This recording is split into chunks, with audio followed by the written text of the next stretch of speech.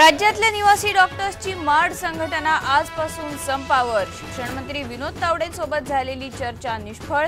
मागण्यांचं परिपत्रक काढल्याशिवाय संप मागे घेणार नसल्याचं केलं स्पष्ट।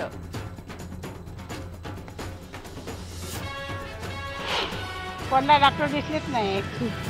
सिस्टर लोक आहेत। डॉक्टर्सच्या संपाने होत आहेत पेशंट्सचे हाल। उपचारासाठी थांबावं लागतंय 4 ते 5 तास।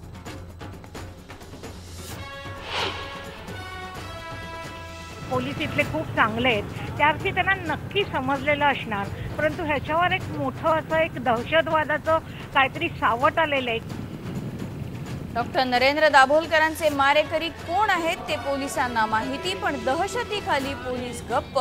शैला दाभोलकरांचा दावा। मुंबईतल्या नालेसफाईबाबत चौकशी समितीने दिलेला अहवाल जुजबी।